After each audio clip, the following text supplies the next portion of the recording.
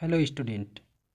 Today we will discuss how to score well in English literature. बहुत student की समस्या रहती है कि हम इंग्लिश लिटरेचर में अच्छे मार्क्स कैसे लें। तो आज हम आपको इस संबंध में कुछ टिप्स करेंगे, गाइड करेंगे। तो हम ज़्यादा बातें न करते हुए पॉइंट पे आते हैं। आपको मान लो आपकी बुक्स में एक चैप्टर है डॉक्टर फास्टस। अगर आपको डॉक्टर फास्टस के एंसर तैयार करना है, आपको इसके बारे में लिखना है, तो हम लोग करेंगे क्या, ज़्यादा लंबा चौड़ा बुक पढ़ने की ज़रूरत नहीं है।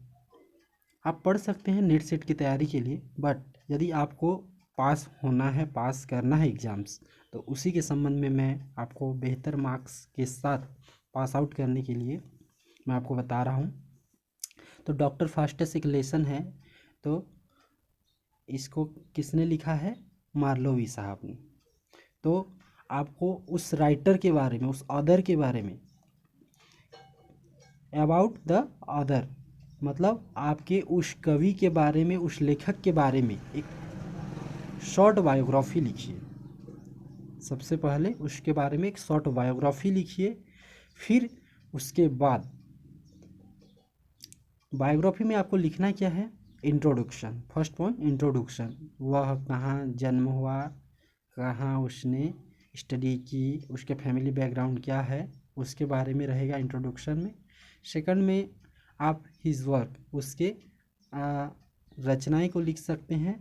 थर्ड पॉइंट में उसके जो राइटिंग स्टाइल या फिर और भी कुछ हैं उसको आप डाल सकते हैं। इस प्रकार से एक आप बायोग्राफी बना लीजिए ऑथर के बारे में, पोएट के बारे में या फिर राइटर के बारे में। ठीक।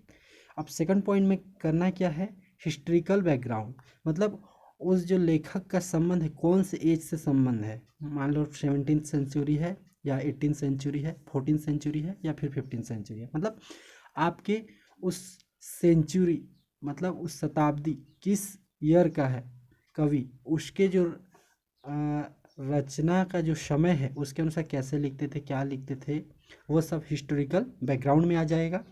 उसके बाद आपको करना क्या है? जैसे मार्लोवी साहब ने लिखा है डॉक्टर फास्टस, तो डॉक्टर फास्टस का अपने को थर्ड पॉइंट में स्टोरी लिखना है, प्लॉट लिखना है। इनोटेशंस है, इनोटेशंस का आपको स्टोरी उठाना है और शॉर्ट स्टोरी लिख देना है। थर्ड, ये हो गया थर्ड पॉइंट। अब फोर्थ पॉइंट में आते हैं, क्रिटिकल एनालिसिस। मतलब उसके जो एनालिसिस निकलता क्या है, उसके सार क्या निकलता है, या फिर कह सकते हैं हम पूरे स्टोरी का सार क्या निकलता है कवि के साथ इस स्टोरी का, उसका हम एक क्रिटिकल एनालिसिस तैयार करते हैं। इस तरीके से आपका 750 वर्ड्स में एक मास्टर आंसर तैयार हो गया। तो इस आंसर को आप, इस मास्टर आंसर को आप एक नोट्स के रूप में तैयार कर लीजिए। तत्पश्चात आप इस नोट्स का उपयोग किसी भी प्रकार के क्वेश्चंस आए, मतलब डॉक्टर फास्टस के बारे में आपको एनालिसिस करने के लिए बताए, या फिर क्रिटिकल एनालिसिस, क्रिटिकल अप्रिसिएशन लिखने के लिए बताए, या फिर उसके जो और भी कुछ क्वेश्चंस पूछते हैं कि एनालिसिस करो, थीम्स लिखो, तो आप बिल्कुल इसे लिख सकते हैं। इस तरीके से लिखेंगे तो आपका बेहतर मार्क्स होगा। और विशेषतः इस प्रकार के लिखते हैं अधिकांश स्टूडेंट। तो आपको मैं यही गाइड करूंगा कि आप सीधा आंसर लिखने के बजाय शॉर्ट बायोग्राफी लिखें ऑथर के बारे में, पोएट के बारे में एंड राइटर के बारे में। उसके बाद उसके अबाउट इंफॉर्मेशन कुछ भी हो आपकी जानकारी मुताबिक वही लिखें। इसके बाद हिस्ट्रिकल बैकग्राउंड को ज़रूर लिखें। उसके बाद स्टोरी, प्लॉट जो भी है समरी आप लिखें। उसके पश्चात क्रिटिकल एनालिसिस करके ज़रूर लिखें।